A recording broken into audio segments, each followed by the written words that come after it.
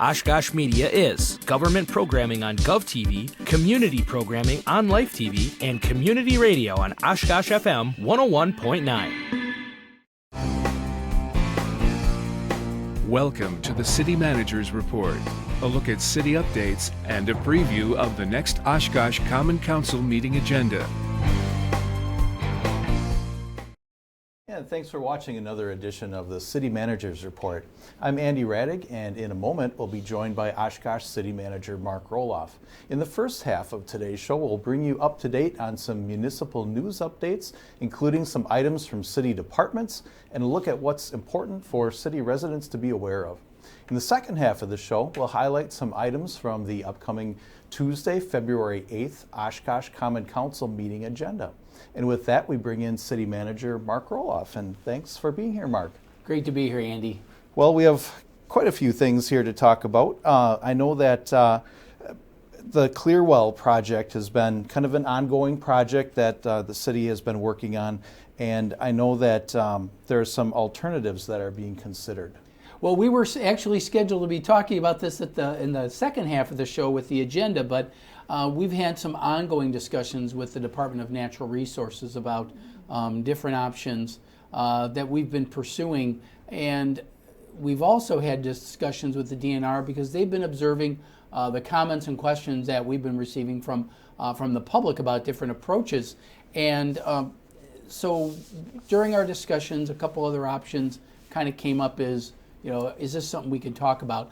And they're willing to look at these things, even though as the graphic shows here, our water filtration plant, clear wells are 60 to over 100 years old. So they are certainly in need of some rehabilitation, and the DNR is concerned because they're located below the water line of Lake Winnebago. That's really their concern. So how can we safely deliver water? Technically, by code, they have to be above ground without going into some very expensive and elaborate containment systems below ground, and that's been the real challenge. So we want to take a look at what some options might be out there that we would like the DNR to at least consider.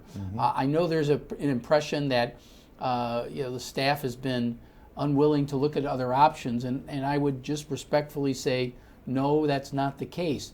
But we are very bound by all of the regulatory limitations that we have. There, and I was quoted the other day by somebody, there's many engineering options, but they're very limited because of the regulatory requirements. So, and we have to consider all those things. So we're going to pull it from this agenda, have some discussions with the DNR, see if any of these other ideas may have some merit for further consideration. And if they do, we'll start taking a look at those ideas. And we certainly want to make sure we exhaust the options that are available to us. But the only way we can know for sure is by having a good conversation with the DNR. Okay, and so pending those conversations with the DNR, then action by the council would be deferred until a future date. Yeah, I wish I could tell you I know which date. It probably, if they said no to these options, we'd be bringing it back very soon. But if they give us some daylight to pursue, it could take a little longer. But once we have that discussion with the DNR, and it'll be engineers, I'm not going to be participating. It's really more of a technical type of thing. But we want to be able to exhaust those ideas before we proceed. And I think we owe it to the public and the council to get that done. Okay, all right. Well, we'll keep folks updated on the progress on that. Well, the city clerk's office is reminding us to vote on the spring primary, which is February 15th, and they'd like us to make sure that folks are aware that some of the voting districts have changed. Yeah, because of the census and redistricting, we've got a lot of new districts. Your district number might actually be different, so check on that, and also check the map to make sure where your district lies, make sure your house is in that district still, and then where the location is. We certainly want you to do that. But the spring primary is on February 15th, and you can do early voting through Friday, February 11th. So we're hoping people will be able to, if they can't come on February 15th, come on to the city clerk's office, bring a photo ID, and you can do early voting. Even though there are not city offices per se. There are, depending on where you live, there are different positions opened up, and so study those and come and vote for these primary elections. And just a side note too, that the clerk's office is seeking election workers as well. So please contact the Oshkosh City Clerk's office at 236-5011 for more information for these paid positions. They're always looking for more folks. And of course, you can register to vote at myvote.wi.gov. So you can start there to request an absentee ballot and things like that. So take a look at those things and exercise your right to vote. And that's what My Vote, the website, looks like. Can navigate through that, and there's a lot of good information there to learn about the folks that are on the ballot and some background information about your polling location and everything else. Speaking of the folks that are on the ballot, recently Oshkosh Media had a candidates forum with the League of Women Voters with the candidates for Oshkosh School Board. And that candidates forum is available on the Oshkosh Media YouTube channel, and it will be replaying on Gov TV. So take a look for that and learn about your candidates. All right. Well, I know that we talked about this a little bit in the past, Mark, but just wanted to remind folks that the Oshkosh Fire Department has a campaign going on to help reduce the number of falls in people's homes, and they have a Mugs for Rugs campaign.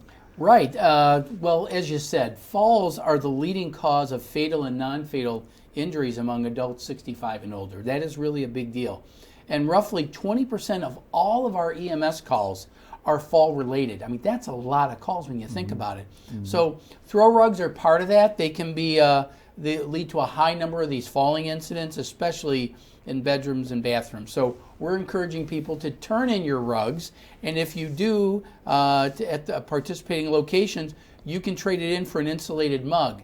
And the Ladies Benevolent Society and 4Imprint help fund the program, but the participating locations are places where you can get coffee, or if you're a senior, at the Oshkosh Senior Center. So there are the different locations where you can go, one mug per person. So you want to bring multiple rugs, that's cool, but we're only going to give you one mug. But look where you can go and get a free cup of coffee by going to these participating locations. So it's kind of neat. We want to thank all the local businesses that are willing to do that. Some great coffee for a great cause. So we're really pleased about that. For sure. And the public service announcement break coming up will give you a little bit more detail about Mugs for Rugs. Okay, well, we have winter activities continuing in Oshkosh. It's nice to see a lot of these things returning and a lot going on. Oshkosh is a all year round city, and this proves it. Well, a lot of organizations recognize the value. Get people out of the house, have some fun. So, the first one we want to talk about, Special Olympics Polar Plunge, going to be February 11th and 12th over at Millers Bay in Menominee Park. Live entertainment, food and beverages, really cool. They call it Freezing for a reason. It's a very nice event. And you don't have to plunge. You can just go and observe if you like to watch. Yeah, watch other people freeze. That's sort of my thing. That's my thing too. But also Battle on Bago is coming up.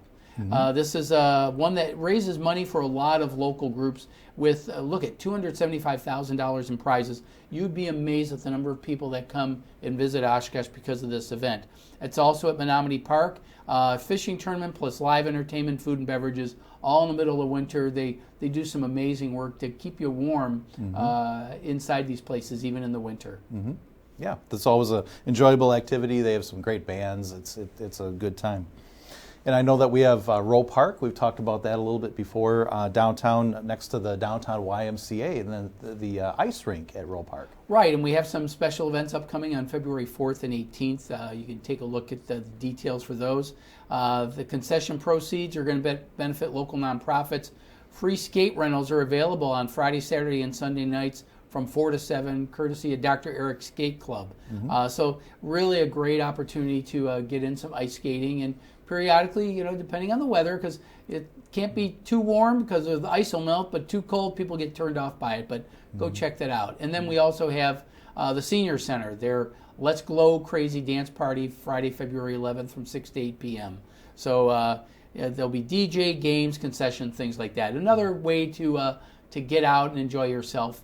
But it's for the whole family. It's not just for not just for seniors. So what does it say? Dress in bright colors and bring your dancing shoes. So yeah, there's something for everybody. Yeah, definitely. A family activity there.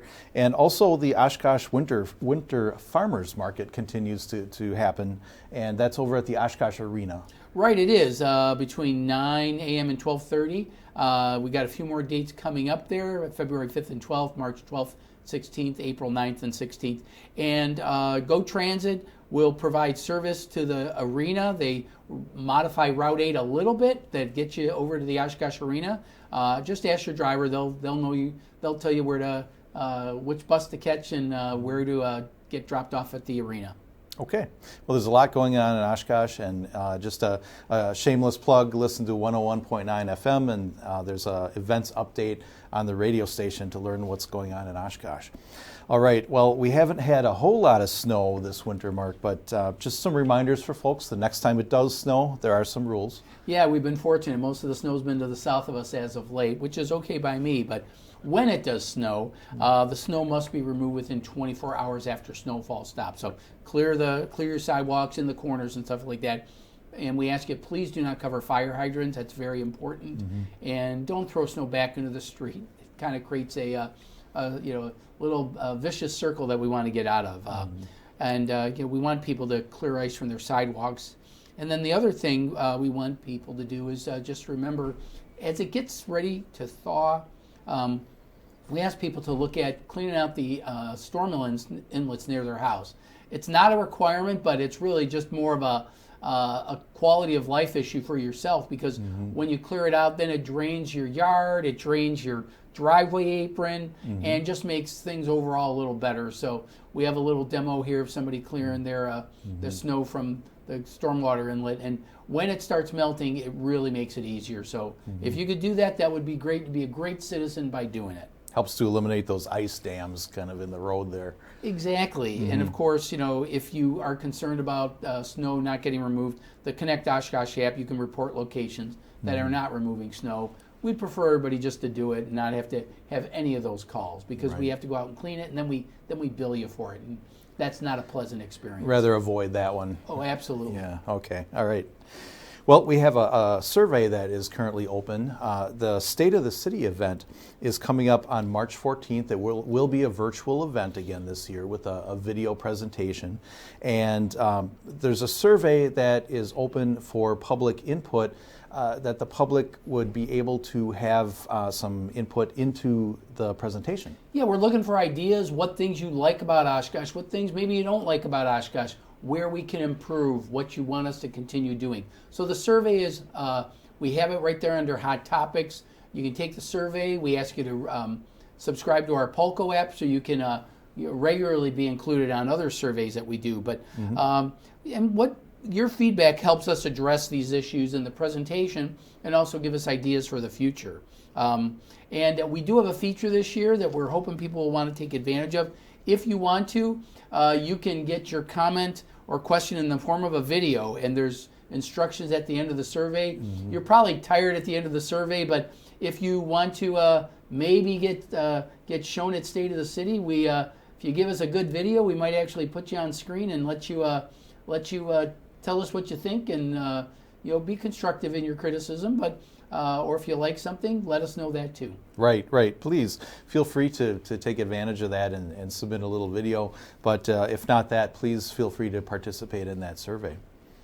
Okay. Well, I know also, talking about public input and involvement, that there are several boards and commissions that the city has, and a lot of those boards and commissions are seeking members. We have over 20 boards and commissions, and we're always seeking members. Not necessarily on every board that exists, but with over 20 boards and commissions, vacancies do come up periodically. So if you're an Oshkosh resident, you can serve, and the boards and commissions, they vary in their scope of work. So take a look at all our boards and commissions and see if any one of them interests you, and you can apply for that. We will show you if we have a vacancy. On the screen, it's shown in red. So if you see red and it's a committee you're interested in, maybe you want to apply for it. You can still apply for one that doesn't have a vacancy, but you have to wait until a vacancy occurs. So the boards and commissions help steer decisions to make Oshkosh a better place. A lot of them are advisory to the council, and so the council takes that input very seriously when the citizens provide that input. And city's website has the vacancies and how to submit an application. We certainly want to encourage you to do that. Mm-hmm. And there might be some alternate seats available too that maybe aren't quite as much of a time commitment, but and actually a lot of these aren't even really a lot of time commitment either. No, they really aren't. But when you have a vacancy or with the alternates like you were referring to, it gives you a good way to get accustomed to what's going on at that board or commission, so that if someone doesn't show up to the meeting, you're sort of like a pinch hitter. You come in and you help and provide input on that issue. So we certainly want to encourage that, and we do have some vacancies, as you can see from the website. Anything red is a current vacancy, so certainly look for something that may interest you and throw your application in, and the mayor takes those and reviews them and then recommends to council when she wants to appoint somebody. Okay, excellent. And then, Mark, if you could just give us an update where we're at with COVID-19. I know that the numbers in Winnebago County are still high, but maybe there's some hope that we're seeing? They're still in the critically high category, which is as high as it goes, and it's been that way for a while. But it seems some of the things we're hearing that that critically high number is going down, even though it's still in critically high. But they're showing signs of improvement. So I would encourage everybody to continue doing everything you're doing, to be diligent about protecting yourself and your family, wearing masks, social distancing, all those things. And certainly we still want to encourage people to get their vaccines. Winnebago County, through their wcvaccine.org website, shows you different locations. Tuesday morning, over at the library, we give vaccinations. Wednesday at Sunnyview Exposition Center, there's vaccination. So there's other locations if those aren't convenient for you, but we certainly want to encourage people to get their vaccines to help get that number down and return things to normal. In the meantime, we're going to require masks in city buildings and including visitors, so we ask you to do that, and that regardless of your vaccination status. And of course, free transportation to vaccination appointments are available from Go Transit. So we want to encourage people to do that as well. And that website, wcvaccine.org, is very helpful with all the information about COVID and the various vaccines that are available. So, Mark, I think it's time for us to take a short break, and if you stay with us, we'll have some highlights coming up from the upcoming Tuesday, February 8th Common Council meeting agenda. You're watching the City Manager's Report.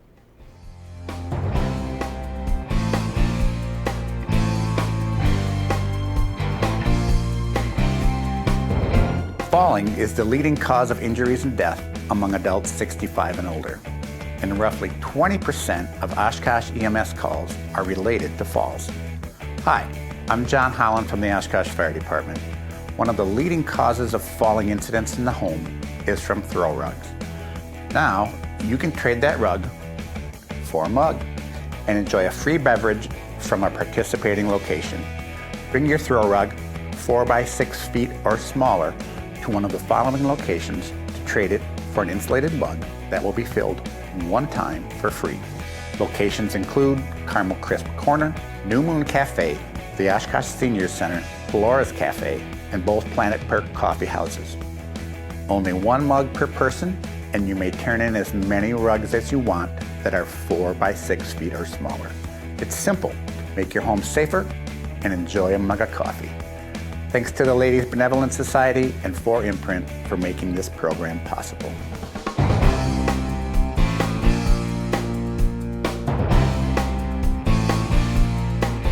And welcome back to the City Manager's Report. I'm Andy Radig along with City Manager Mark Roloff. Let's turn our attention to the agenda items from the upcoming February 8th Oshkosh Common Council meeting.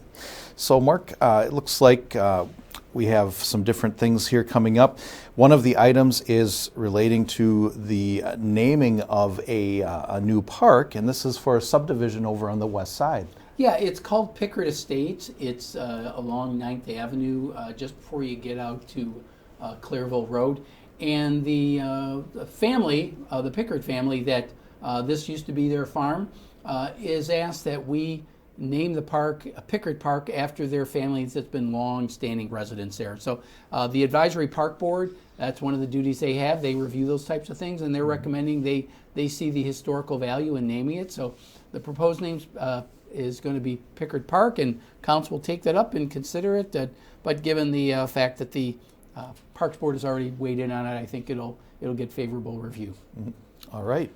And then also under the consent agenda is an item relating to purchasing of some lighting poles and fixtures and also some traffic signal equipment, trying to get ahead of things a little bit and get these things purchased. Yeah, there's actually 2 items on the agenda for 2 separate projects. The first one is for the Algoma Boulevard Reconstruction project. That's through the university area, and you're probably familiar with a lot of the different signals that are there for pedestrians, as well as the regular signals there at Wisconsin Avenue and Congress Avenue. So these are just a few examples, pedestrian or students crossing type of thing. Reed Elementary is over there. So the different signals we have, we order all that stuff in advance before the contractor is even on site, because sometimes it takes several weeks or months even to get some of that equipment in there, because it is somewhat specialized. And right now, the famous term you hear right now are supply chain issues. So we want to get a jump on those types of things. So we order them in advance. We also benefit. We're not paying sales tax on that as well. And then we hold on to it until the contractor is ready. We know the equipment meets our specifications, what we require for these signs to be, as well as the lighting pole. So we order it all in advance. It's ready by the time the contractor is ready to install them, and it saves money and keeps the project flowing. And really, the project flowing is probably the most important thing, because we don't want to be held up by signs. I mean, that would just really be disruptive to getting the project done. Place like Algoma, being through the university area, we want to be on a very tight schedule so that we disrupt university activities, classroom activities. We want to reduce any inconvenience as much as possible. Mm-hmm. Well, it's good to be doing some advanced planning on details like that. Another public works contract is on the agenda, and this is for East Lincoln Avenue and also Rosalia Street reconstruction. Yeah, these are 2 of the streets that are in our capital improvement program, our CIP. And of course, Lincoln Avenue is from Main Street over to the tracks, near Broad Street. The idea there is to just simple reconstruction and some utility work. Rosalia is a little different. The street certainly needs replacement, and the utilities do as well. But Rosalia, you might ask, why are we doing Rosalia? Well, that holds one of the largest water mains in the city, because that you notice that it starts at Washington Avenue on the north, goes down to CP. That's coming right from our water treatment plant. So that's sort of the shortcut that the water takes to go down Rosalia. But that pretty much serves the entire south side of town.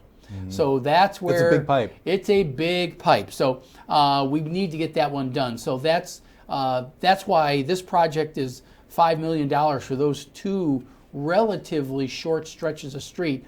A lot of it's with the water. So you'll see Rosalia dug up quite a bit, because we got to get that water down there. You got to get a good coverage. It's a pretty big pipe. For water, it's one of the biggest in the whole city. Over 20 inches, I believe. But we want to get that all done. We want to get it done in timely fashion. So we get these awarded in the winter, so the contractor's all lined up and ready to go for next year. Mm-hmm. People might not realize that there's quite a bit of infrastructure underneath the street. Yeah, so. And that's really what dictates a lot of these street projects, is the underlying infrastructure. The road may actually look better than some, but when the utilities are in rough shape, especially water and sewer, some of these areas, we're still dating back to 1800. It's amazing. Mm-hmm. Okay. Well, another agenda item that I thought was kind of interesting is a bid being awarded to replace the stage floor at the Grand Opera House.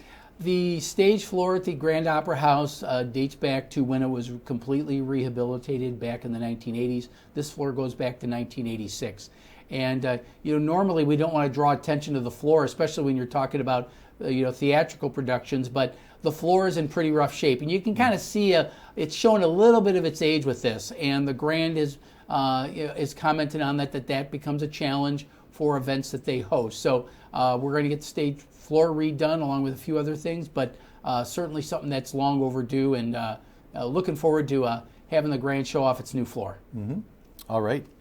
And then we have another item, renewal of a designation of Bird City for Oshkosh. It's another maybe small known designation that Oshkosh carries. Yeah, the International Migratory Bird Society recognizes communities that do things to improve or provide good habitat for migratory birds. And so on May 7th, we will have International Migratory Bird Day. Our Sustainability Board has been very supportive of this.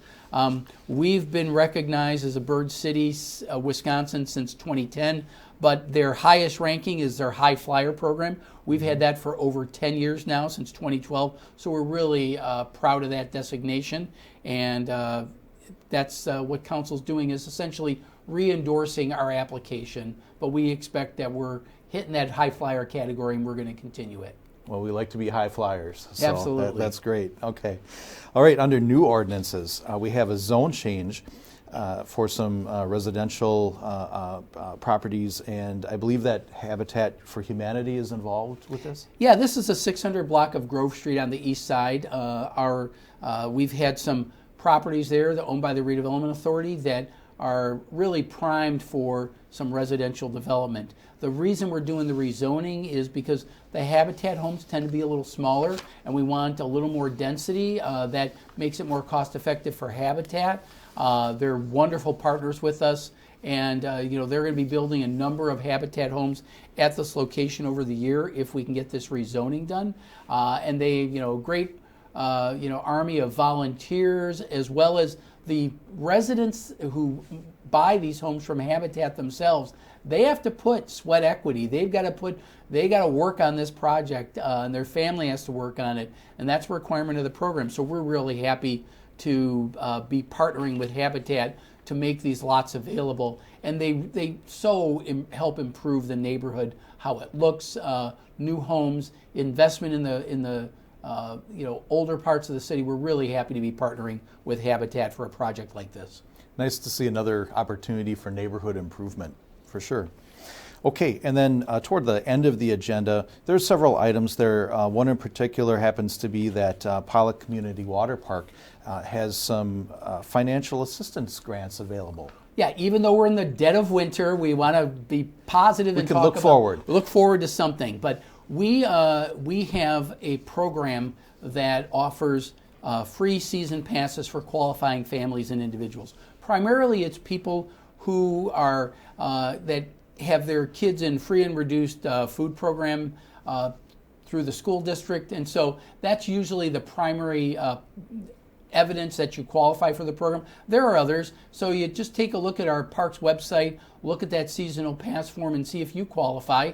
We're going to be taking applications all the way into May, but we figure, if you want to dream of summer, we wanted to help you do that. So we certainly want to encourage people to use a water park, and we don't want somebody's financial situation to hold people back from enjoying our recreational amenities and having fun, staying cool, and learning a valuable skill of swimming. Well, it sure is nice to be thinking of some warmer weather and upcoming things. So, absolutely. All right. Well, I think that's about the time that we have for the show. Mark, thanks again for your insights. Always a pleasure, Andy. Thank you. All right, very good. And thank you for joining us today. Again, the Oshkosh Common Council meeting is this Tuesday, February 8th at 6 p.m., and that's in person at Oshkosh City Hall with the option for remote participation by the public. And you can watch that meeting live on GovTV, which is Spectrum Channel 10, UVerse Channel 99, and streaming on YouTube and OshkoshMedia.org. Or you can listen to it on the radio, Oshkosh FM 101.9, which is also online and on the TuneIn Radio app for phones and tablets. You can use multiple opportunities here. You can also use your favorite streaming device, including Roku, Amazon Fire TV, and Apple TV. Just search for the Oshkosh Media app, and you can stream our meeting coverage. Also, you can always visit our YouTube channel for government meeting archives and the full library of Oshkosh Media programming. Again, join us in 2 weeks for another City Managers Report. Thanks for watching.